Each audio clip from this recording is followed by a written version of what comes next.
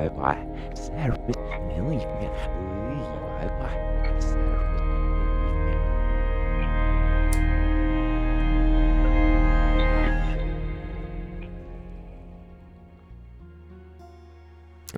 right, we are back.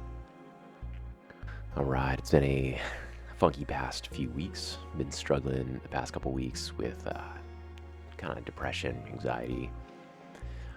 In some ways, I feel like I don't want to do anything, and I haven't had a ton of drive. I feel like oftentimes my actions and brain are so tied up to the idea that I need to be making money, to be of value. The challenge for me is that I don't really want to play the game being the whole capitalistic grind. I don't want to just be doing things to make money.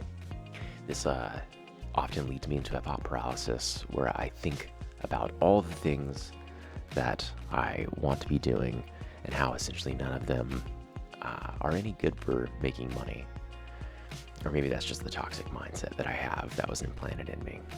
But yeah, if I did want to make money off of those things, I would have to put an excessive amount of work into them, which is good and fine if that monetary return was there to back it. Which, with these creative things, that is sometimes a risky thing. And unfortunately, we live in a capitalistic algorithm hell. So yeah, I don't really have a solution for this, but it has been on my mind and it has been fucking with me. But with that, I've had a strong desire to make games lately. I've been inundated with my hobby in tabletop gaming the past few months. For those who don't know, and most won't because I don't really share it widely, I did quit my job a couple months ago to pursue this YouTube channel and other creative endeavors. Now, the pursuit of those things wasn't purely the reasoning for me leaving my job, just to clarify. I don't want you to think I'm just some bum that's like, fuck work, I don't want to work, I'm just going to leave my job, not think about it. Now, I was working in an incredibly toxic environment with people of dramatically different mindsets. So I left that position for my own mental health, relationships, and the pursuit of something I'm more passionate about. Oh, for once in my life, not to be cheesy, but I'm going to believe in myself. I've been running on self-doubt and self-hatred for years. These things were seeded into me through religion early on, and they deepened further over time as I further pursued that religion, but no longer. So what was I saying? Games. I've been thinking about games and rule sets a lot lately, but this led me to wanting to make my own game. I was talking with a mentor about wanting to talk to others about the process of making a game and what they do in their process to get going with it. What my buddy ended up sharing with me about this fella he knows who makes games is that the guy just goes for it. He just starts making things and just starts playing with the ideas. And for me, this led me to this realization that when it comes to doing things or making things, I'm always sort of looking for permission, I guess. Looking for the appropriate way to start doing things. And really, that's not a good starting. It's not bad to glean from people and learn the right way, the appropriate way, or a proven way. But it's not the only way, and you don't necessarily have to ask permission to start. So that was the moral of that. And then this led us to the conversation about Joseph Nicola. If you don't know who that is, he is a writer and game designer. The main games that I'm familiar with that he's done and are pretty popular ones are Frostgrave, Stargrave, and Silver Bayonet. As we were talking about Nicola, we were talking about him being on the Jugs podcast. If you haven't checked out that podcast, it's great. I'll link his episode here. But when he was on Jugs, he was talking about his game writing and the ideas that influenced his game making and how he rule writes. The biggest takeaway from that was that when it comes to him making game and game elements, he would think about the things that he liked and in other games, and then also the things that he wanted. Simple. The things that he wanted and hadn't seen before. Took the things he liked, he put them together, gave some narrative context, and bam, he had a game. Simple. Obviously, you have all the minutia of the rules, but overall, that's a great frame of what do you like playing, What do you want to play that you're not seeing, and create that and give it a skin. So all of it to say, it's not to say that there aren't some practical things that can be learned or followed in order to go about making a game. But the big takeaway for me is that I should design a game that I want to play. Now, my second stipulation for game making is that I want it to be highly accessible, both monetarily and in terms of like learning the game, like the rules.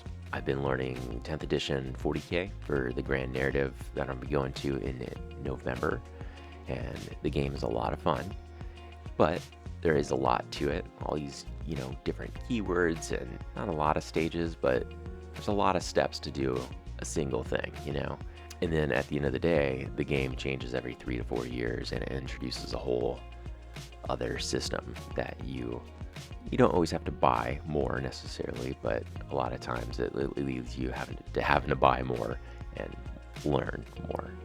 So with that, I began to think about the things that I want in a game, and they are, so far, as follows.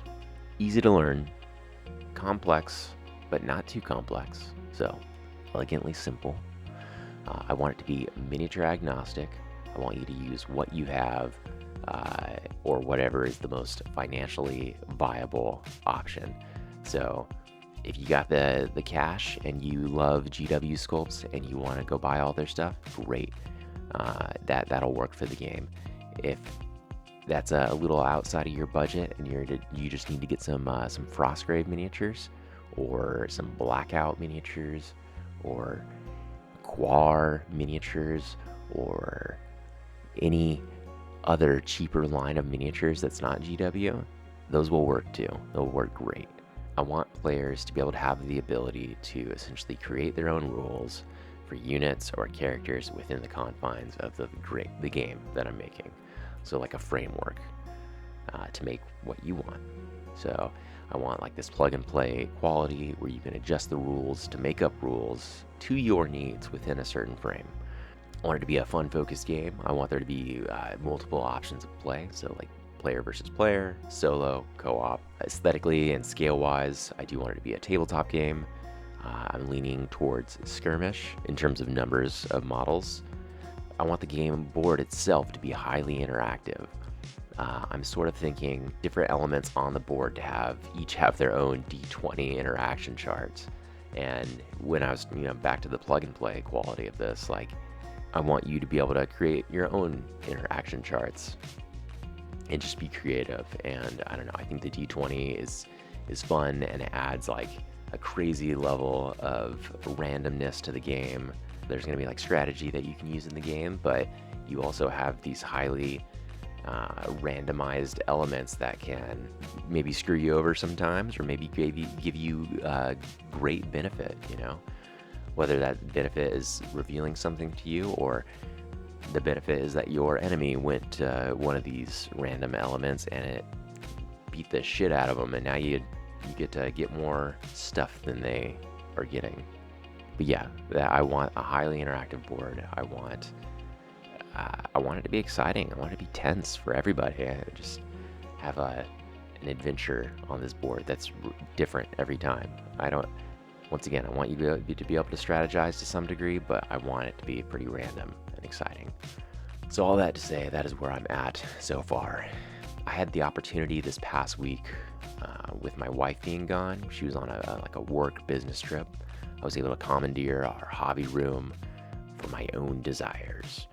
So, and what I did, I set up like a table, and I just started messing around with game making. And I didn't really get much out of it. I wrote a single terrain rule, and but more than anything, it just got the juices flowing, and it was really helpful to just set things up and look at models set up, look at a board setup, look and think about dice and what types of dice I want to use. It was good. It was just a good physical thing I was able to do that inspired me further. So, but hey, what about you? Do you ever think about making games? Have you made any games? What are your suggestions? If you got some for me, maybe it kind of sounds. Maybe you thought about things that kind of sound like what I'm working on and what I'm putting forth. If so, let me know down in the comments. If you liked this video, give it a like.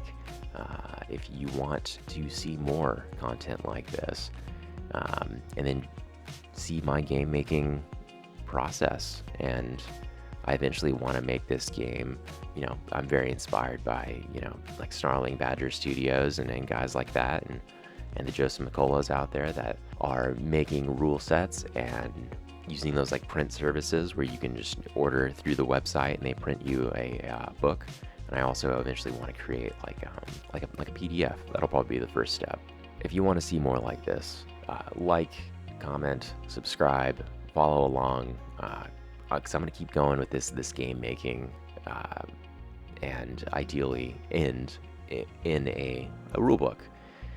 And if it gets really crazy, maybe I'll crank out some models to come with it, But slow. I'm gonna go slow for now. But I think that is it for now. Once again, like, subscribe, comment, let me know what's up. Let me know what you know, so we can all know a little more together. Hope you have a great day. Goodbye.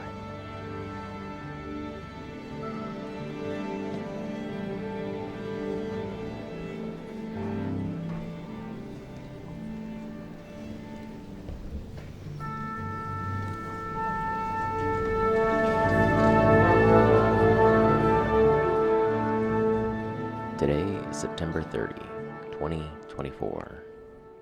Here are 7 dice. Today's numbers are: on the D20, 12. On the D12, 6. On the D10, 5. On the percentage die, 80. On the D8, 7. On the D6, 3. And on the D4, 3. Those are today's numbers.